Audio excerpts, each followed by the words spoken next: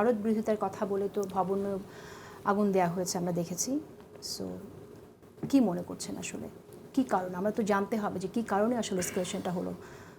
না, এসকেলেশন তো একটা এসকেলেশনের ঘটনা প্রথম ঘটেছে 5ই আগস্ট শেখ হাসিনা। কিন্তু সাম্প্রতিক সময়ের কথা যদি আমি বলি, ঠিক না, আমি বলি ওইটা তো শুরুর পয়েন্ট। মানে আপনি যদি ভারতের একটা ভারতীয় শাসকদের কিংবা যেটা আমরা যদি তার ভারত এস্টাবলিশমেন্ট বলি, দিল্লি প্রশাসন বলি, তাদের তো মাইন্ডসেট আছে। তারা তো একটা জিনিসকে দেখার অভ্যস্ততা তৈরি হয়েছে। অভ্যস্ততা হচ্ছে বাংলাদেশ তাদের দ্বারা মোটামুটি তাদের নিয়ন্ত্রণে থাকবে কিংবা বাংলাদেশের উপরে তারা তাদের ছড়ি ঘোরাতে পারবে না, এবং সেটা নিশ্চিত করেছে আমাদের এখানকার মোটামুটি যারা এই ক্ষমতায় গিয়েছে, কখনো কখনো কিছুটা বিরোধিতা সত্ত্বেও মোস্টলি দেখা গেছে যে এক ধরনের এই তাদের ইচ্ছাটাই পূরণ হয়েছে।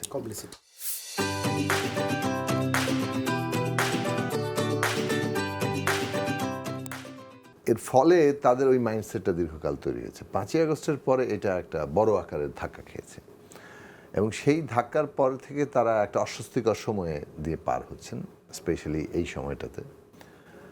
এখন এখানে প্রসঙ্গ হচ্ছে যে ভারতের দিক থেকে ভারত যদি মনে করে যে এটা শক্তি প্রয়োগের ব্যাপার, তাহলে তো শান্তি থাকবে না।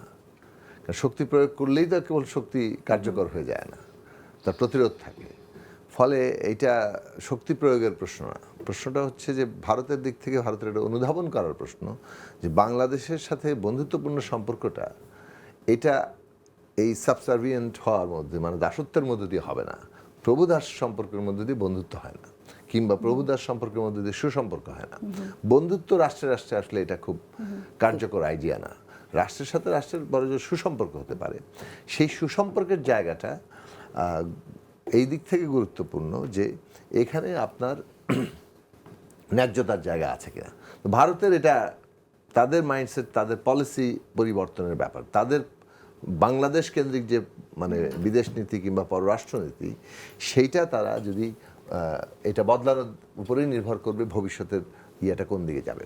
অন্যদিকে বাংলাদেশ থেকেও এই জায়গাটা অনেকগুলো বিষয় আছে। বাংলাদেশের প্রথমত এই মানে একটা জাতীয় ঐকমত্য আসা, যে আমরা কি বলে যে মর্যাদার ভিত্তিতে ভারত সহ অপর দেশের সাথে সম্পর্কিত হব, এবং এই জাতীয় ঐকমত্য তৈরি হতে হলে এটা কেবলমাত্র 2-3টা পার্টি একসাথে মিলে মানে তারা অঙ্গীকার করলো তা না, এটা একটা রাজনৈতিক ব্যবস্থার সাথে সম্পর্কিত। আমি যেটা শুরুতে বলতে চাইলাম যে আমাদের রাজনৈতিক ব্যবস্থা যদি এটা থাকে তাহলে আমরা এটা এনশিওর করতে পারবো। 2, আমাদের এখানে যেটা বাংলাদেশের স্বার্থের জায়গা থেকে ভারতের সাথে দেখা, আর হচ্ছে ধর্মের দিক থেকে দেখা, মানে সাম্প্রদায়িক জায়গা থেকে দেখা। সেই দেখাটা তো অনেক লোক আছে এখানে, সেটার তো আমরা প্রকাশ দেখে ফেললাম।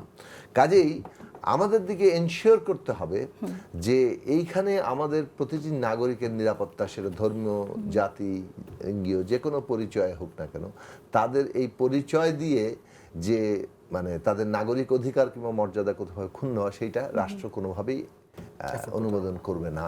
রাষ্ট্র সেখানে সিরিয়াসলি জিরো টলারেন্সে আসবে, যেটা আমরা দেখি নাই এই সরকারের ক্ষেত্রে, প্রথম আলোর ক্ষেত্রেও দেখি নাই, আমরা ভালুকার ক্ষেত্রেও দেখি নাই, আমরা লক্ষ্মীপুরে পুড়িয়ে যাওয়ার ক্ষেত্রেও দেখি নাই। তার মানে একদিকে যেমন ওই যে বললাম যে পারপাস সার্ভ করা হচ্ছে কোনো না কোনো পক্ষে, অন্যদিকে একটা অরাজকতার দিকে নিয়ে যাওয়া হচ্ছে, এবং দুইটা এক্সট্রিমের কিন্তু যেটাকে বলে কোয়েনসাইড করেছে। মানে ধরুন পতিত ফ্যাসিস্টরাও চায় দেশ অরাজকতার দিকে যাক, ইলেকশন না হোক। অন্যদিকে আবার দেখা যাচ্ছে আরেকটা গ্রুপ বাংলাদেশের মধ্যে অভ্যুত্থানের আকাঙ্ক্ষা, ওসমান হাদির হত্যার বিরুদ্ধে যে বিক্ষোভ, সেটা আমরা ইতিবাচকভাবে কোথায় কাজে লাগাবো গণতান্ত্রিক উত্তরণে, তাহলে না ওসমান হাদি আমাদের প্রেরণা হিসেবে বেঁচে থাকবেন।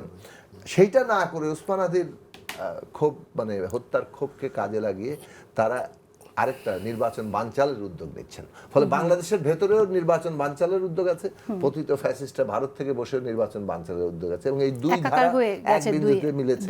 এবং এইটা বাংলাদেশে নির্বাচনের ইমিডিয়েট ক্ষেত্রে, কিন্তু আপনি যদি ওই ধর্মের জায়গা থেকে দেখেন তাহলে আপনাকে দেখতে হবে যে বাংলা মানে ভারত আমাদের দেশের রাজনৈতিক ব্যবস্থার পাশাপাশি ভারতকে দেখার ক্ষেত্রে আমরা বাংলাদেশের স্বার্থের জায়গা থেকে দেখব, কিন্তু একই সেটা নিশ্চিত করতে হলে আপনাকে এইখানে আমাদের অভ্যন্তরীণ সমস্ত নাগরিকের নিরাপত্তা নিশ্চিত করতে হবে।